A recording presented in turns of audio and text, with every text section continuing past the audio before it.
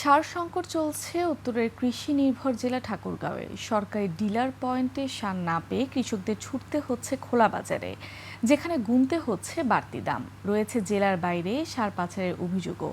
পাচারের অভিযোগে কেউ কেউ ধরা পড়লেও মূল হোতারা থাকছে ধরা ছোঁয়ার বাইরে। তাদের বিরুদ্ধে আইনগত ব্যবস্থা নেওয়ার কথা জানিয়েছে প্রশাসন। ঠাকুরগাঁও প্রতিনিধি এস.এম. জসিম উদ্দিনের তথ্য ভিডিওতে ডেস্ক রিপোর্ট। নির্ধারিত ডিলার পয়েন্টে সারের জন্য ঘন্টার পর ঘন্টা অপেক্ষা করছে কৃষকরা। তবুও চাহিদা মতো মিলছে না সার। অনেকেই ফিরছেন খালি হাতে। আমন মৌসুমের শুরুতেই সরকারি ডিলার পর্যায়ে সার সংকটে দুশ্চিন্তায় চাষিরা। তাদের অভিযোগ, ডিলারের কাছে না পেলেও খোলা বাজারে বেশি দাম দিলেই মিলছে সার। সার যখন ডিলারের মাধ্যমে ডিলারের কাছে আসে পৌঁছায়, ডিলার সারটা পাচার করে দেয়, সারটা কৃষকের কাছে আসে পৌঁছায় না।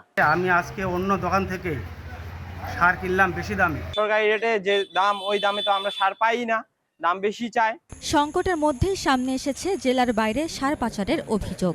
প্রশাসনের অভিযানে বিপুল পরিমাণ সারও জব্দ করা হয়।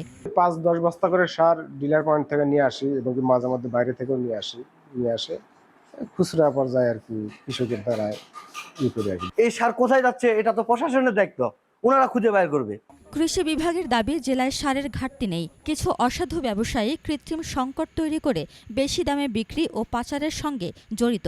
বিভিন্ন সূত্রের মাধ্যমে আমাদের কাছে যখনই এটা নজরে আসছে, আমরা কিন্তু তাৎক্ষণিকভাবেই যে এটার বিরুদ্ধে ব্যবস্থা নিচ্ছি এবং আমরা মোবাইল কোর্ট পরিচালনা করে ওই সার জব্দ করে আমাদের কৃষকদের মাঝে আমরা বিতরণের ব্যবস্থা নিচ্ছি। পাচার রোধে নিয়মিত ভ্রাম্যমাণ আদালত পরিচালনা, সার জব্দ এবং মামলাও করা হচ্ছে।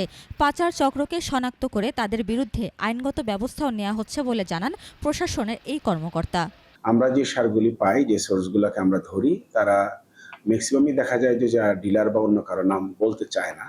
তো আমরা তাদের থেকে যদি বাহির করতে পারি, আমরা তাৎক্ষণিক ব্যবস্থা নিয়ে থাকি। সারের কৃত্রিম সংকট, অতিরিক্ত দামে বিক্রি এবং পাচার বন্ধ করা গেলে সংকট কাটতে পারে বলে মনে করছেন সংশ্লিষ্টরা। উপমা রায়, ডেস্ক রিপোর্ট, ২১ টেলিভিশন।